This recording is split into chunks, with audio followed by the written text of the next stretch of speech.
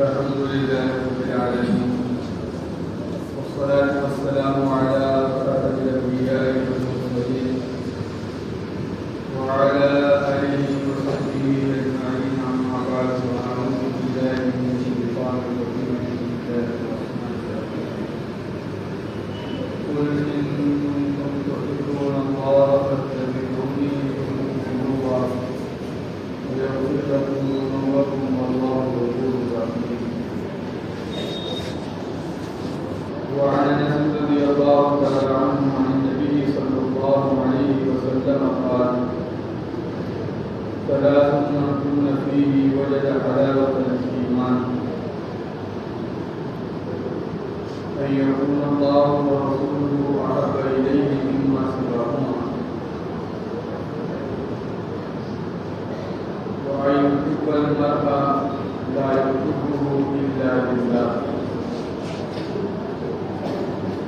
وأن يكره أن يعود في الكفر كما يكره أن يقذف في النار،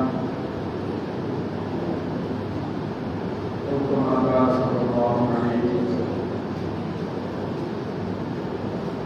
میرے نہایت ہی واجب الاحترام بزرگوں، دوستوں اور عزیز دینی بھائیوں، اللہ رب العزت نے بنیادی چیز دنیا اور آخرت میں جو کامیابی طے کی ہے وہ ہے ایمان. کہ بندہ دنیا میں بھی کامیاب ہونا چاہتا ہے، آخرت میں جہنم سے بچنا چاہتا ہے اور جنت کا داخلہ چاہتا ہے، تو اللہ تبارک و تعالیٰ نے مطالبہ کیا کہ تم اپنا ایمان صحیح سلامت لے کر آ جاؤ، سارے فیصلے تمہارے حاصل کر دیے جائیں گے. اور ایمان کے بارے میں حضرت امام بخاری رحمۃ اللہ علیہ ایک روایت صحیح بخاری میں نقل کرتے ہیں. راوی سیدنا حضرت انس رضی اللہ تعالیٰ حضرت انس رضی اللہ تعالیٰ عنہ فرماتے ہیں آقا نامدار جناب محمد رسول اللہ صلی اللہ علیہ وسلم نے ارشاد فرمایا: ثلاث من كن فيه وجد حلاوة الإيمان. تین چیزیں جس بندے میں ہوگی وہ ایمان کی حلاوت کو پا چکا ہو، یا جس نے تین چیزیں حاصل کر لی، یا جس میں تین وصف ہوں گے، اس نے ایمان کی چاشنی اور ایمان کی حلاوت پائی. اس لیے کہ میرے بھائیوں، ہر عمل کی کا ایک اثر ہوتا ہے. جیسے ہم جب کوئی دوا پیتے ہیں تو اس کی کڑواہٹ کا اثر اپنی زبان میں محسوس کرتے ہیں، اور اس سے یہ بات سمجھ میں آتی ہے کہ یہ دوا کڑوی. جب ہم کوئی میٹھی چیز کھاتے ہیں تو اس کی حلاوت، اس کی مٹھاس اور اس کی چاشنی زبان پر محسوس ہوتی ہے، تو آدمی اندازہ لگاتا ہے کہ یہ چیز میٹھی ہے. تو ہر چیز کی ایک علامت ہوتی ہے، اس علامت سے وہ چیز پہچانی جائے. مسجد کا مینار مسجد کے حکم میں نہیں، لیکن مسجد کی علامت ہے. مسجد کا مینار مسجد کے حکم میں نہیں ہے، لیکن مسجد کی علامت ہے. گویا اگر بغیر مینار والی مسجد بھی ہے تو اس میں بھی نماز ہوگی، اس میں بھی ثواب اتنا ہی ملے گا جتنا ثواب مینار والی مسجد میں ملے گا. لیکن فرمایا کہ مینار جو ہے یہ مسجد کی علامت ہے. دور سے دیکھ کے سمجھ میں آ جاتا ہے کہ آدمی کو یہ کیا ہے، مسجد ہے. ہم سفر کرتے ہیں، راستے میں نماز کا وقت ہوتا ہے اور ہم سمجھتے ہیں کہ نماز پڑھ لی جائے، تو آدمی دیکھتا ہے ہائی وے پر سے، راستوں پر سے دیکھے مینار نظر نہیں آتا. جیسی مینار نظر آتا ہے آدمی اس پر پوزیشن لے کر اس کا تحقیق کر کے اس مینار پر پہنچتا ہے. اس کو 2 کلومیٹر دور سے نظر آنے والا وہ مینار یہ بتاتا ہے کہ میرے نیچے مسجد ہے. تو ہر چیز کی کوئی نہ کوئی ایک علامت ہوتی ہے. تو پیغمبر نے فرمایا ایمان کی بھی علامت ہے.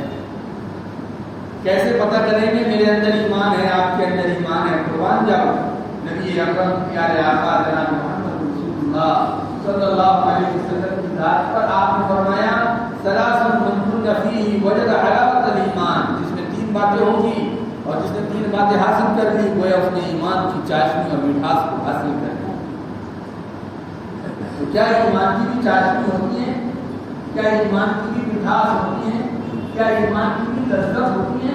فرمایا ہاں ایمان کی بھی لذت ہوتی ہے، اور ضابطے کی بات یہ ہے کہ انسان کو جس چیز میں لذت محسوس ہو انسان کی طبیعت اس چیز کی طرف زیادہ چلتی ہے۔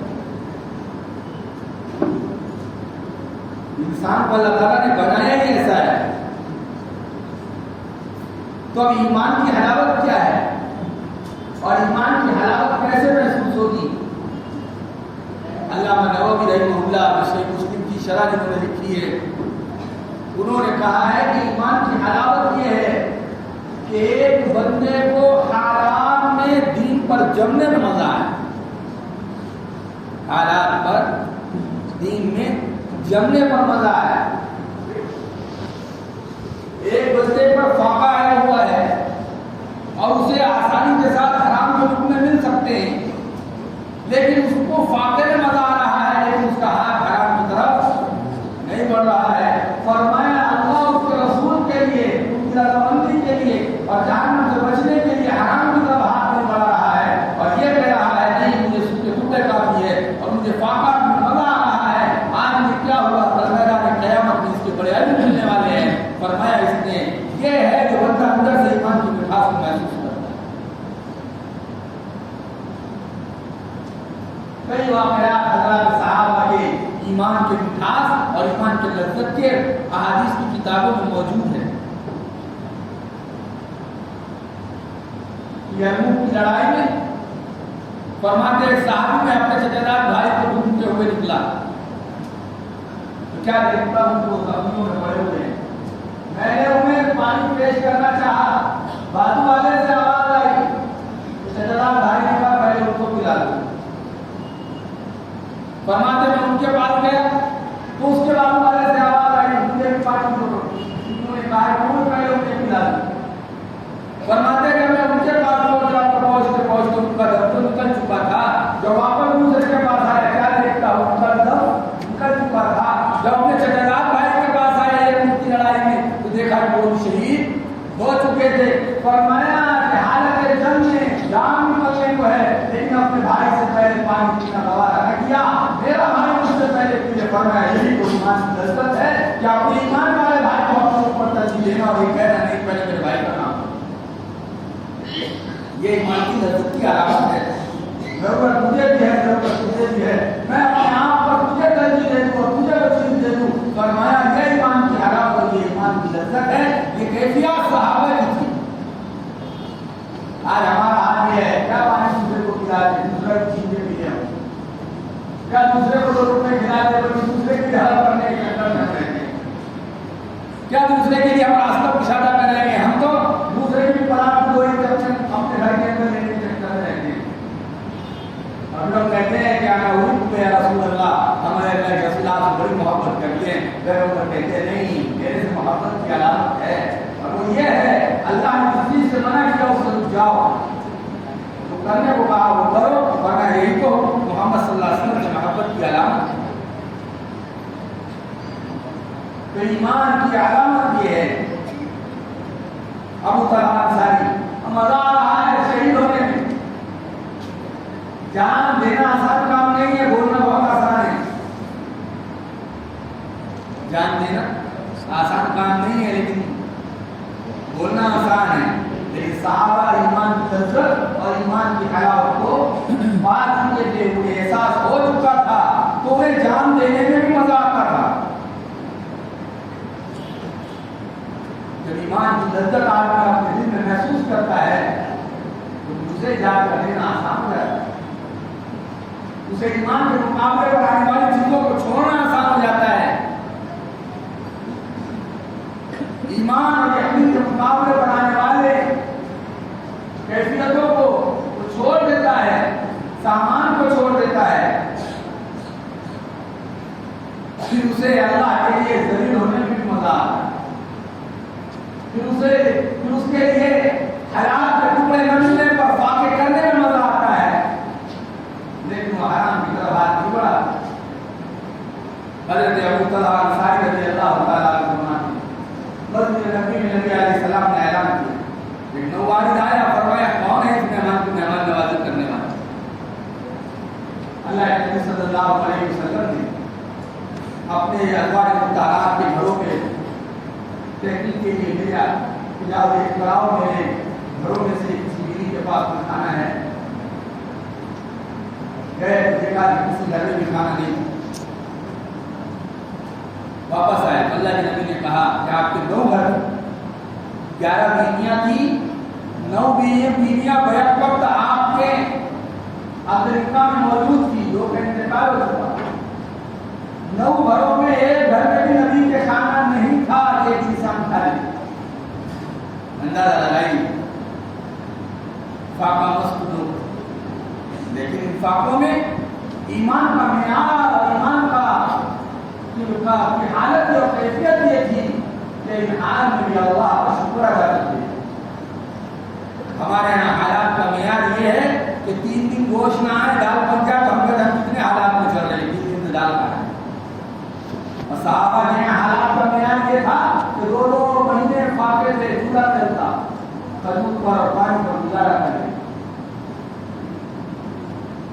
ابو طلحہ انصاری رضی اللہ تعالیٰ عنہ کھڑے ہوئے کہ رسول اللہ مہمان کو میں لے کے جاؤں. رات میں جب لے کر گئے تو بیوی سے کہا کھانا ہے کہ اتنا ہے کہ صرف بچے کھا سکتے ہیں. ان کا بھی پیٹ ہی بھر سکتا ہے. اتنا کھانا ہے. اللہ کی بندی بچوں کو بہلا کے سلا ہے. مہمان ہے اللہ کے نبی. فرمایا جب کھانا لائے میں بھی بیٹھوں. ضابطہ یہ تھا مہمان کے ساتھ میزبان بھی کھائے گا. صحابہ میں یہ عام عادت تھی کہ وہ میزبان کے ساتھ میزبان کو مہمان کے ساتھ کھانا پڑتا تھا. تب طرح انصاری نے بیوی سے کہا جب کھانا لگا دے اور چراغ لگا دے صحیح کرنے کے بعد چراغ اٹھا کر لے کر چلے جانا. اندھیرا ہو جائے گا مہمان کھا لے گا میں خالی ہاتھ چلا تھا. مہمان پیٹ بھر کے کھائے. بیوی پر بچے پر اپنی ذات پر پیغمبر کے مہمان کو ترجیح علیہ السلام. صبح آئے مسجد نبوی تو رات کا پورا واقعہ جبرائیل علیہ السلام نبی کو پہلے جا کے سنا چکے تھے کہ ابو طلحہ انصاری کے گھر کا گیا.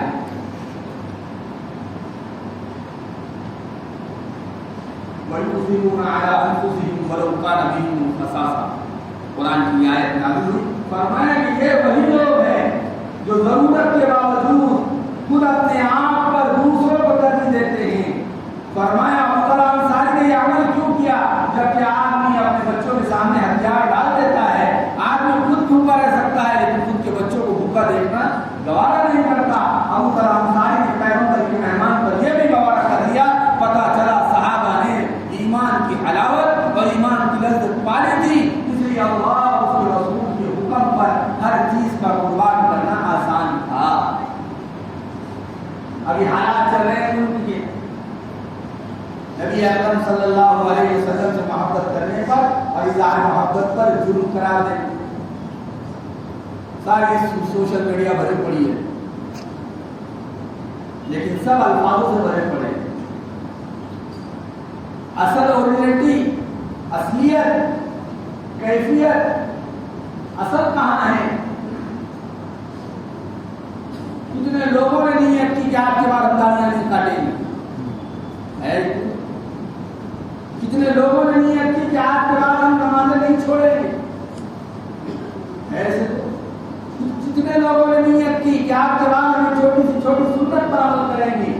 جب دشمن نبی کے گستاخی کے راستے سے آ رہا ہے تو ہم نبی کے سنتوں کے راستے سے آگے بڑھے تبھی تو ہم نبی کو زندہ رکھ پائیں گے. ورنہ نبی بیٹھک پر زندہ ہے, نبی ناروں میں زندہ ہے, نبی دھرموں میں زندہ ہے اور نبی ہمارے کردار اور گفتار میں زندہ نہیں. اس لیے اقبال نے کہا تھا مسجد اقبال گفتار کا غازی بن تو گیا کردار کا غازی بن نہ سکا. اقبال بڑا اپدیشک ہے من باتوں میں منہ لیتا ہے. گفتار کا غازی بن تو گیا کردار کا غازی بن نہ سکا. مسجد تو بنا دی شب بھر میں ایمان کی حرارت والوں نے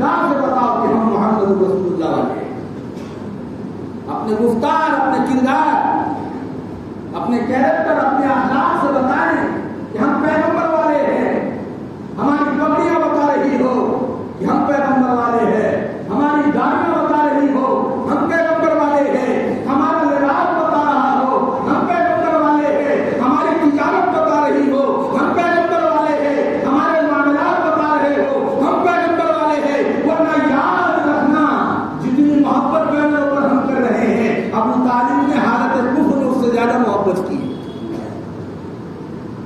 ابو طالب نے حالت کفر میں اس سے زیادہ محبت کی ہے، پیغمبر علیہ السلام کو بچایا ہے کفار مکہ سے۔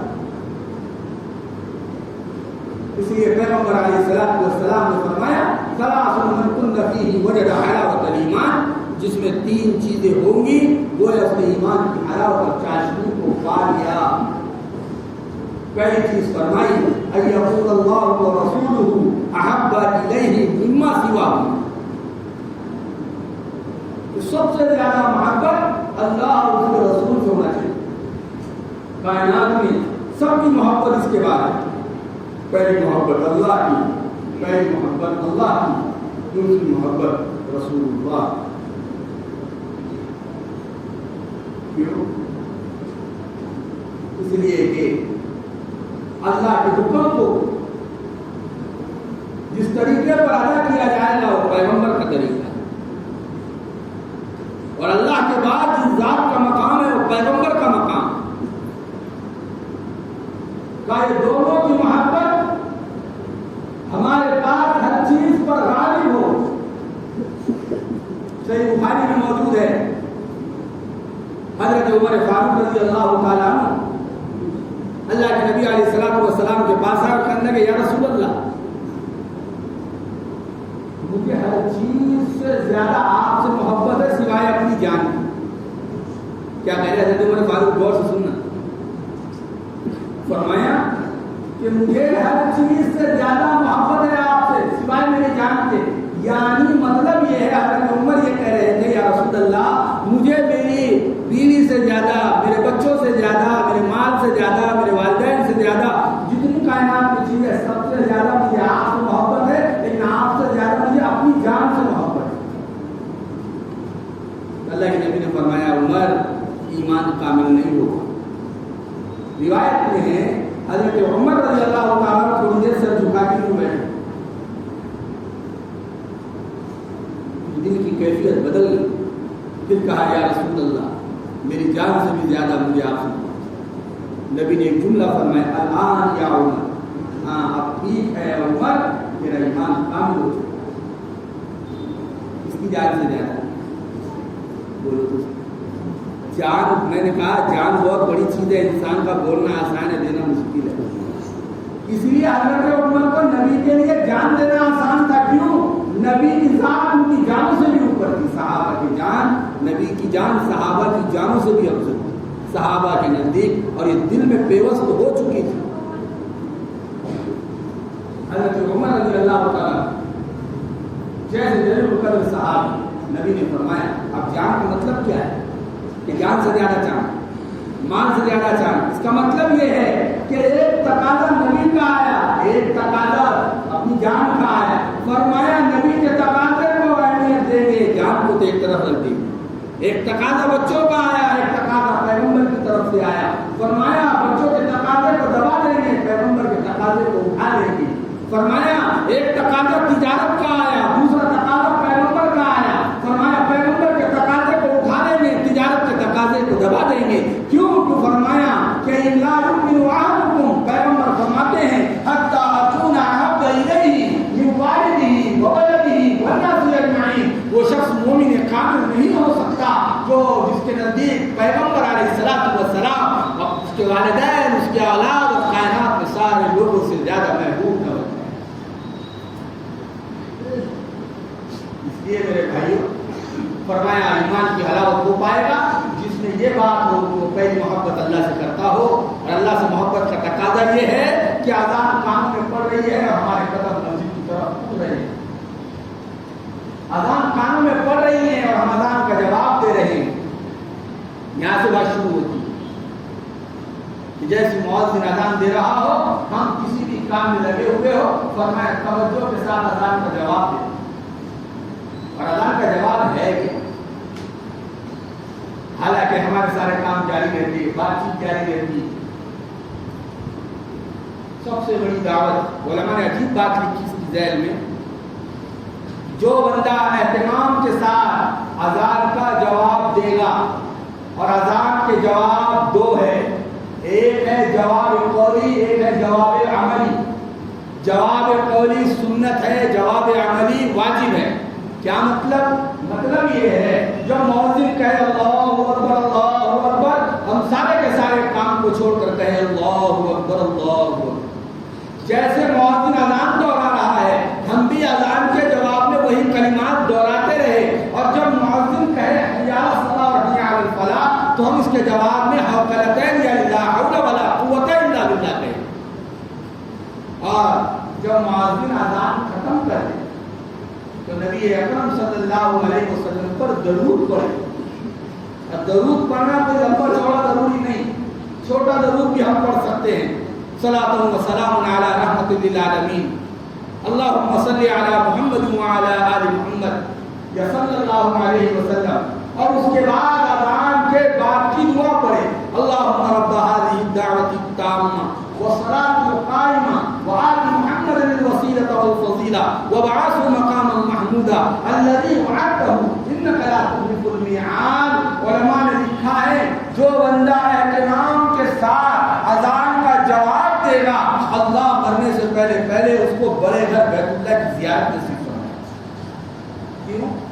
کیونکہ اذان کا جواب ہے مسجد میں آنا، تو جب اہتمام ہم کریں گے تو اللہ سب سے بڑے گھر بیت اللہ میں بلائے گا۔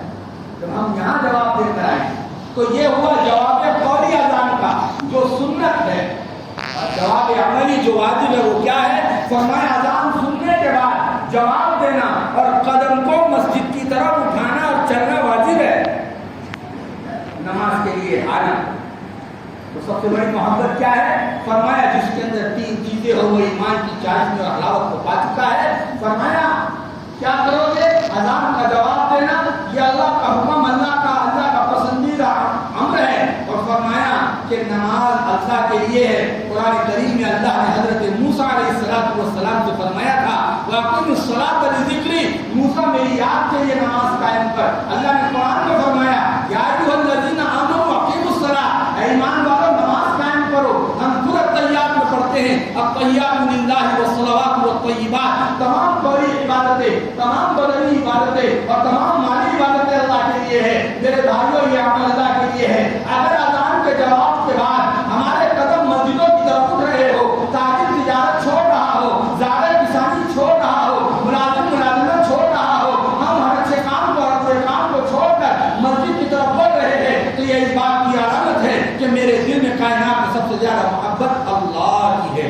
جب آؤ نماز پڑھو تو نماز نبی کے طریقے پر پڑھو، سنت کا لحاظ رکھتے ہوئے پڑھو، پانی پیو سنت کے طریقے پر پڑھو، بیت الخلا جاؤ سنت طریقے پر جاؤ، طہارت کرو سنت طریقے پر کرو، مسواک کرو، مسواک کے بعد وضو کرو، وضو کی سنتوں کو زندہ کرو۔ فرمایا یہ تم کیوں کر رہے ہو؟ تمہیں کیا تمہارے لیے کس چیز نے تم کو اس بات پہ ابھارا کہ تم یہ سارے کام سنت طریقے پر کر رہے ہو؟ تو ایک مومن کا یہ اعلان ہوتا ہے کہ میرے نزدیک سب سے زیادہ محبت محمد رسول اللہ کے طریقوں کی ہے، اس لیے میں ساری چیزوں کو چھوڑ کر پیغمبر کے طریقے کو اپناؤں۔